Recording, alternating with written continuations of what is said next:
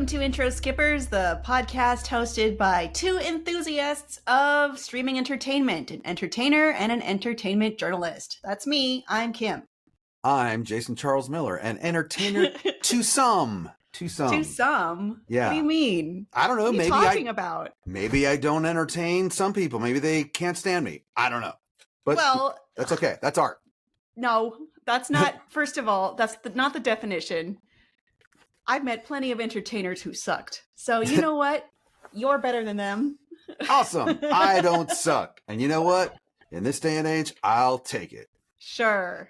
So we are going to be exploring the last entry in Netflix's Trainwreck series today. But first, you wanted to get to what you did this week, which was go to Gen Con. Yeah, I was at Gen Con. So for some reason, the convention gods decided that the two biggest conventions practically of the year are back to back. But imagine if you did that and then you did Comic-Con, then that, then Gamescom, right, then whatever Disney is doing this year, you would pass away from exhaustion. It's too much.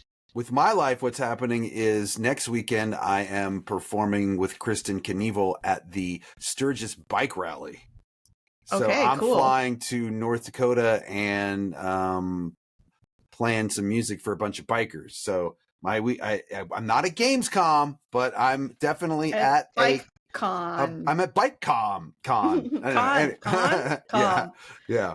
Are a lot of your fans bikers?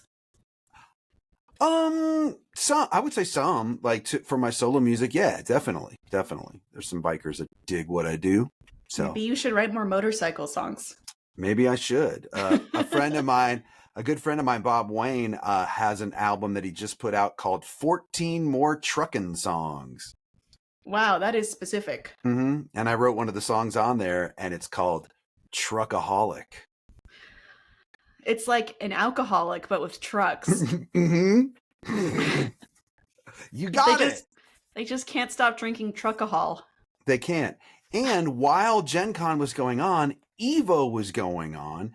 And a song that I sang on premiered at Evo as well. I haven't even really posted about that yet, except a couple of retweets on Twitter/X.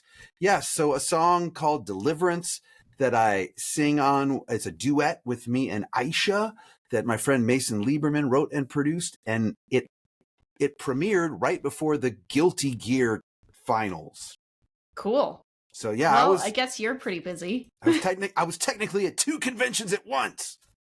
Wow. Well, I went to the water park last week. I saw that. That's so cool, though. Like a private No, it's not as cool water compared to that.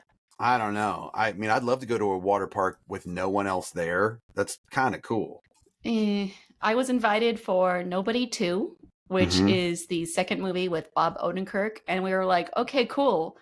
We doing things with Bob? And they were like, nope. Have free food and free drink. And we kicked out all the kids. And we were like, okay. It was fun. But Bob was there. He was there, but he wasn't like talking to us. He was doing a video to promote Nobody 2. Did he like wave at you or anything? Yeah, he was cool, but there was no like overall event centered around Bob. He was just also there. Okay. That's cool. That sounds like a Bob treated him thing. Like he was a real nobody. Oh, I see. Oh. No. Oh. He's a star, and we were all really impressed by him, of course. I did like on your video, you said, thanks, movie. Thanks, brand. Yeah, pretty good. That was quite humorous. I laughed out loud. Yes, two equally busy weeks for us. I know. Yeah. I am joking. I am being facetious. Your week was very cool. And before we get into it, let me just say what Gen Con is. So that's like the largest tabletop gaming convention in America. And it's so huge, though, that it involves mainstream media as well. And, like my friends in Critical Role sold out a basketball arena for their game.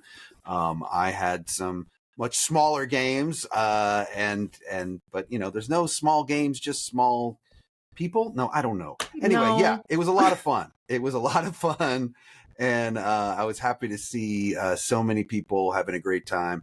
Takes over Indianapolis. It even occupies the football stadium. So you can walk down to the 50-yard line and play Magic the Gathering and Dungeons and Dragons inside an NFL stadium. I'm sure that's every Magic player or D&D player's dream. Right. If anything, I feel like it's, sticking it to the jocks, man. We're going to play Magic the Gathering in your football stadium. Yeah. I think this stuff is mainstream now. This is an 80s version of jocks versus nerds. Yeah, you're right. You're right. It is mainstream. We can all be chill, okay? A lot of sports fans are also nerds because have you ever heard of fantasy sports? Oh my God. Mm-hmm. What a colossal waste of time. To me, if you like it, it's fine. I'm sorry. I like it. But yeah, I have played Dungeons and Dragons with like several pro athletes. So yeah, it's Magic is mainstream, D&D is mainstream. Mm-hmm. So I'm happy that it is. Cool. Then I don't have to explain to anyone what it is. But we have a lot of explaining to do right now about Area 51. So this is about Trainwreck Storm Area 51. It is the final part of Netflix's Trainwreck series of documentaries, and I'm saying this in quotes. If you're, I'm doing sarcastic finger quotes if you're not watching this. I would say these are all of variable quality, but we will get to that. This was released on July 29th, and it is directed by Jack McInnes and produced by Ron BBH. It examines the 2019 meme prank turned massive phenomenon, much like some of the other stuff on the Trainwreck series. Storm Area 51, they can't stop all of us. So this combines different people who were involved in the saga. And honestly, I walked away hating everybody. I hate everybody. Wow. The only hate is a strong word. Yeah. I really have a negative outlook on every single person in this documentary. But it all started with Maddie Roberts. Okay, so yeah. Maddie Roberts is a teen from Bakersfield. I'm sorry, 20 years old, so newly not a teen, Maddie Roberts from Bakersfield. He created a Facebook shitpost, which is what he called it. Mm-hmm. Which is actually the name of the first episode. It's just called The Shitpost, I believe. And it accidentally went viral, and millions of people RSVP'd, and then this caused attention and alarm with news media outlets, with the military, and local officials. It upset many people in the city of Rachel, Nevada, a small town that is arguably closest to Area 51, and the fallout following that. So Maddie Roberts goes on the news in a Naruto character outfit. I believe he's dressed as Itachi, if you are familiar with that. And it blew out of proportion. The FBI went to his house. His mom was like, "You got to come here." And he was like, "Oh, I'm not coming here." It went way out of control. He was way over his head. And yet he sought to start a music festival around this time called Alien Stock. Was it originally called that? Because at first it was, we're all going to meet at Rachel and we're all going to storm. And then he was like, no, it's a music event, because he would have been legally liable if someone got shot, which they said, if you try to get into Area 51, we will shoot you. We are legally allowed to shoot you. Yeah, Area 51 is one of the most tightly guarded military bases in America. It's an Air Force base where they test new technology. They're there in secret, testing the newest bomber, the newest fighter, all sorts of stuff to, that no one wants anyone to get their hands on.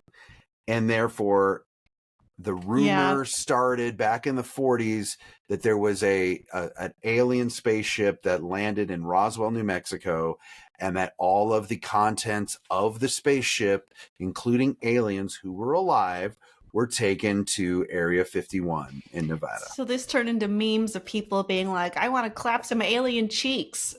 Yeah. Let's get some aliens and again. Let's free the aliens. Let's have sex with the aliens. Naruto run at the thing over the gate.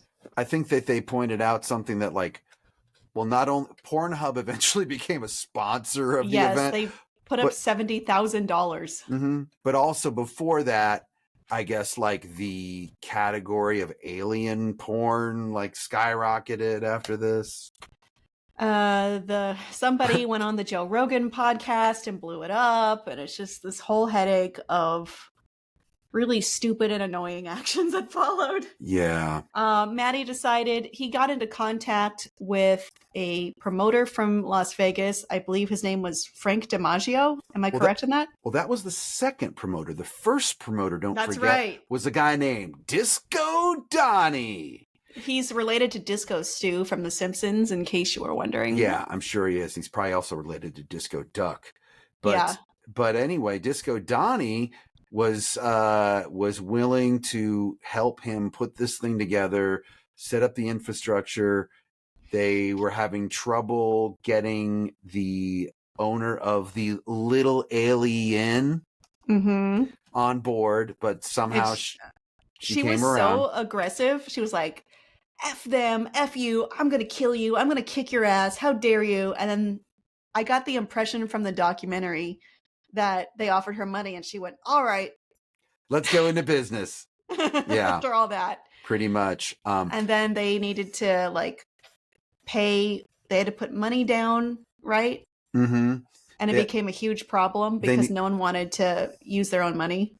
Right. They realized, oh my God, we don't have any infrastructure for this. We need to get porta potties. We need to make a stage. We need to flatten out this area. We need to hire security.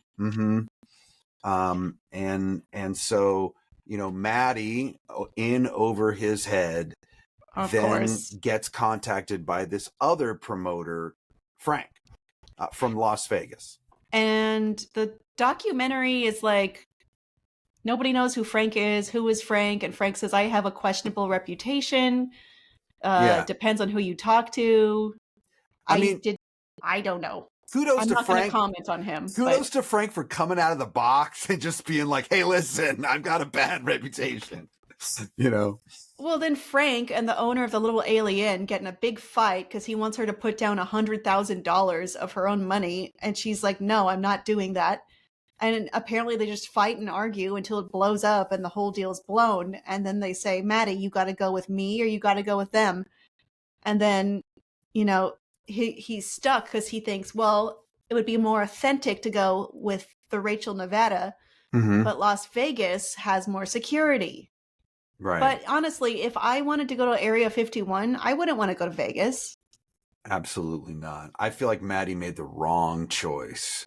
But if I didn't want to party, if I wanted to party, I wouldn't go to Rachel. So I don't know. I think he really did kind of screw that woman over. He did. It was pretty uncool because he got her involved and then was like, I'm in over my head. And she had to pay for it pretty much. Yeah. And I guess she ended up suing Frank. Frank will not pay her. She won a $3 million settlement, but Frank won't pay. So now she probably, has to go to collections or just won't, sometimes you can win in a private court or whatever. You can win a settlement and the people can just hold off on paying you for a long time. It sucks. So overall, this was extremely frustrating, and allegedly everyone sucks here, according to the documentary. Allegedly, I did like some there was a colonel. His name was, and you couldn't come up with a better name for this guy, Colonel Caven Craddock. I was like, really? That doesn't sound real. No, it doesn't sound real at all. I was like, is this guy for real? That's really his name, Colonel Caven. Caven's not a name. Colonel Caven Craddock. This sounds like somebody who was written for a post-future video game about fighting aliens. Or I thought maybe he was a part of Apocalypse Now or something. There's just his name is Hollywood as you can get.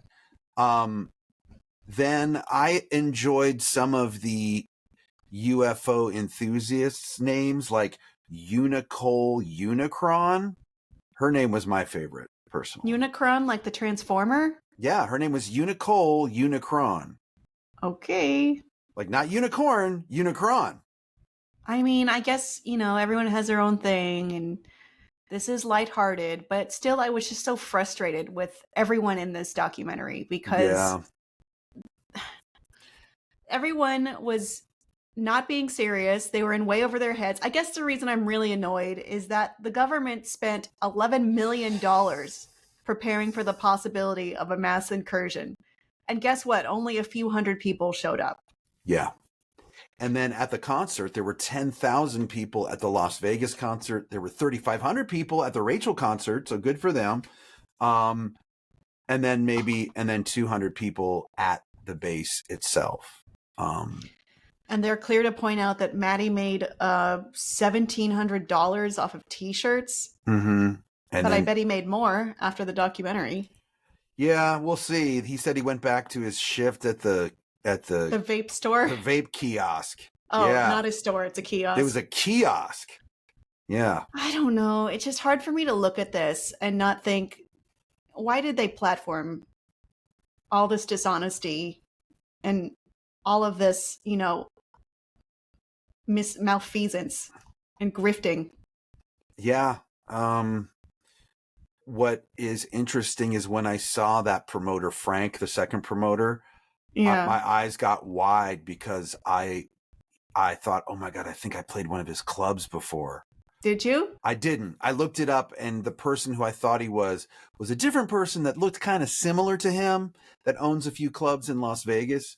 But if you are a musician and you play Las Vegas enough times, you will run into some characters. I'll just leave it at that. So I've certainly... Well, I'm not here to pass too much judgment on people's character, but the actions in this documentary just made me tired and angry.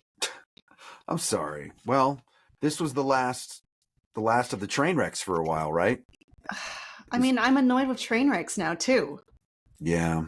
Because what they did was, not even all of these are train wrecks. So let's go over them. The first one, in season 1 in 2022, was Woodstock 99. That's a train wreck. Astroworld Tragedy, that was released this year. That's a train wreck, though it's incredibly sad. Yes, that's just a tragedy, straight up. I felt my heart was broken for those people who were killed or lost loved ones. And it was so serious. The tone is all over the place in these. Then we have Poop Cruise. Okay, I do think this one legitimately does fit the name, the nomenclature. Mm-hmm. Storm Area 51. I mean, I guess it's a train wreck. It's a large event with a lot of people involved and a lot of different complications that failed. The Cult of American Apparel. I don't think that's a train wreck. I think that's just a disaster at a company. It's a corporate problem centered on a CEO who caused a lot of issues. But is that a train wreck?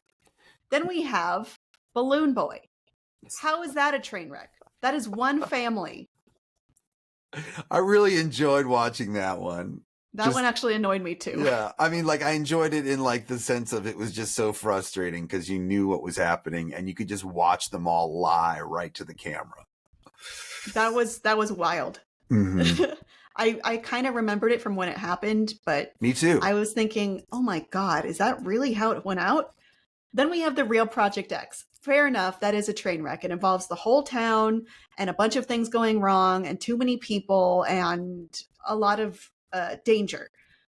Mayor of Mayhem. That's one guy. That's Rob Ford. Yeah. One politician is a train wreck. Sometimes you call people a train wreck as well as events. And if anyone was going to be a train wreck, if anyone was going to fit that description of a one man band being a train wreck, I would say Mayor Ford. Okay, I'm looking up train wreck definition. Okay. A chaotic or disastrous situation that holds peculiar fascination for viewers. I guess these are weird and they are bad is the definition. But then I look at PI Moms and that one just sucked because the moms themselves are not the problem. They were wholeheartedly going into this show trying to one of them was trying to tell her life story of an incredibly difficult life, and then it got messed up because one guy was mad he didn't get cast, allegedly. I don't know. I think what happened was several of these documentaries about weird and exciting events were commissioned, and then after the fact, maybe mid-project, someone was like, wait a minute, let's put them all under one uniting brand. We'll call it Trainwreck. Because the tones are all over the place, the scope is all over the place, the filmmaking is all over the place, or the cinematography rather. They are so tonally different from each other. It is hard for me to believe these are all pieces of one anthology even. Right. Well, and a lot of them are going off of previous footage, available footage, things like that. Mm-hmm. But it's just weird things that happened. Yeah. That is the uniting factor. But you know what? That's not as catchy of a title. Let's be honest. Weird stuff that happened. Remember these weird things? Oh, yeah, wasn't it funny? I remember the weird things. They were funny. Let's remember the funny things. I do remember a friend of mine telling me about Balloon Boy, like as it was happening. He kept checking on his phone. I feel like I was into that a little at the time because I didn't get into it until after the live disaster of possibly the boy floating away happened. Right. And then people were posting the interview of the parents where the kid says, I'm going to throw up. We're just doing this for the cameras. Mm-hmm. You said to do it for the show. Yeah. There it is. You said to do it for the show. And then they're like, and this family was on wife swap. And the dad was trying to pitch a show, a reality show. Mm-hmm. And I thought, oh, okay, this is kind of scandalous. Yeah. That was anyway, early days. I don't know. I think some of the entries into the series were very good, but I don't see a uniting factor in here the way I think I should. I think they're all disparate things, and that's fine, but what are we doing? I do have one question for you when you were watching Storm Area 51. Were you familiar with the term ufologist before you saw the ufologist? Still not. I also thought this was way too long. It was 2 episodes. The rest of them were, I mean, I think they were feature length for the most part. Yeah, except for the Woodstock one, which was 3 episodes. But that was released 3 years ago, though. So yeah, and I think it's different. They tried to tie it into that one, but yeah, that one was kind of different. So, and honestly, that one was more fair, and probably needed to be covered more. But I didn't think Storm Area 51 needed 2 episodes. Definitely not. Long episodes too. This could have been a YouTube video that was under half an hour. Well, they were really stretching it out. I wonder if Maddie's life is going to change again now that this came out, or is he just going to get more hate? This did not leave me with a positive impression. I felt that he did some things that were really uncool, and I feel like he played up the victimhood, but I don't see him as the victim in this. He had a lot of control, and he often abdicated or made choices that were at least unkind. Mm-hmm. Or irresponsible. Irresponsible for sure. So hopefully he learned from this, because, we need better members of society, Maddie. Oh, sure. I'm sure that's going to happen because of this. Can he turn it around? I don't know. I'm not following his life after this. He's a guy. I'm not here to make character judgments, but what was presented in this documentary was really frustrating. Really frustrating.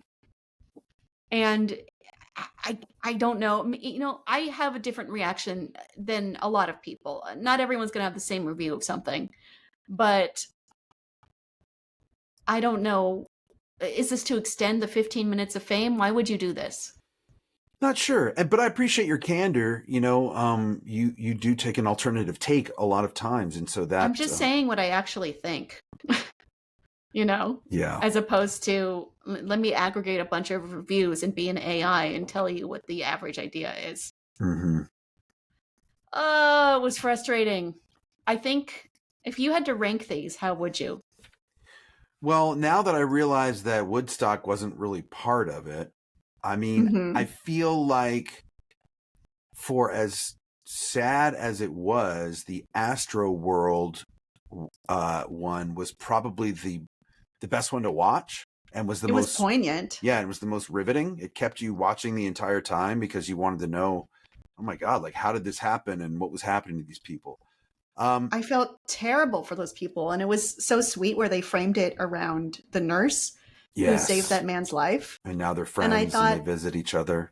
This is so great because something awful happened, but we see this goodness, this innate goodness here. Maybe I just don't like a bummer story, but ultimately this is a bummer story. I just found the nice part to think about. Yeah. That was probably the best episode, though, of these new ones. I think the most emblematic was Poop Cruise. Yes, but it was also too long as well. They really drew that story out. Yeah. Like, do I really need to hear one more person going, I wasn't going to poop in a bag. No way. But then I pooped in the bag. Mm-hmm. Oh, my God. Yeah. Yeah. I don't know. When I walk away from this, I have mixed to negative feelings, if I'm honest. Okay. Well. As a whole. Yeah. Yeah. Because I am down for it, but it's left me feeling, why was this so long? Why did you include certain ones? Why are they all so disparate? Mm-hmm. Yeah. I'm not happy that I watched all of them, to be honest. Well, we technically only watched 2 for this show, right? Yeah, but I did watch the other ones. Okay. I didn't watch all of them. It makes me question myself, which is, why did I do that? Why did I do that? Am I the sucker? Probably. No. Because I thought these were going to be good and interesting, and I have my feelings are all over the place, and a lot of them are bad. A lot of it has to do with catchy editing and things that they've programmed to keep our eyes on the screen. We're all just living in a simulation. I don't know about that, but I harken back to Heretic for that one. But anyway, yeah. So don't blame yourself for watching it. We'll watch something cool next time. Hopefully. That's right. We're watching Happy Gilmore too. No, we're not. Okay, good. Because I was like, I actually watched some of it and I thought, this is sad. I mean, can I spoil some of it for you? Yeah, spoil away. And Adam sorry, Sandler guys. is not very funny in it. He's an alcoholic. He's a widower alcoholic. It's just sad. Wow. Well, okay. Maybe we should watch like the anime K-pop Monster Hunter. Are you kidding me? No, I'm joking, but K-pop Demon Hunters, yeah, first of all. That. Secondly, it's quite good, actually. It's like if Netflix were to make their version of Frozen from Disney, that's it. Well, should we watch it? Should we watch it then? I mean, I think the moment has passed. Oh, okay. Fair. Yeah. And I did watch it and I liked it. There's my short review. It was pretty good. It was entertaining. The songs are also good. Yeah, all I know What a milquetoast response. Maybe I'm just like mad right now because of how I'm feeling from Trainwreck. But that could be it. Okay, I'm in a mood. I mean, we can wrap it up here if you want. Let's wrap it up. Yeah. I can't stop yelling. It's all right. I gotta chill. I watched Mark Maron's comedy special. It was quite good. I love him, and I haven't watched it yet. Okay, well, I won't spoil it, but good comedy special. I'll recommend that to you if you'd like to watch something that I feel is worthwhile this week. Do you have a recommendation of something better? No, because I haven't watched anything other than what we've watched for the show. I've been so inundated with convention after convention after concert after concert that no, I haven't really watched anything other than what we discussed watching. So okay. I'm gonna chill out. I'm not actually that mad. I've noticed I tend to express myself too loudly, and that is a thing that I need to be cognizant of.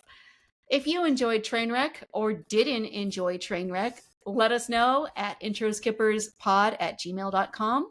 And I guess we'll talk to you next time. And we'll try and find something that we like better. Or I will. I'll try to moderate my emotions. You can do Bye. it. I believe in you. Bye. Intro Skippers with Jason Charles Miller and Kim Horcher is produced and edited by Kim Horcher and Jason Charles Miller. The name order doesn't really matter. Additional writing by Kim Horcher. Theme song and incidental music by Jason Charles Miller. Take it away, me. You can rate and review this show, 5 stars only please, anywhere you'd like, and you might find your review read on a future episode. Got a question? Email us at introskipperspod@gmail.com. That too could be featured on a future episode.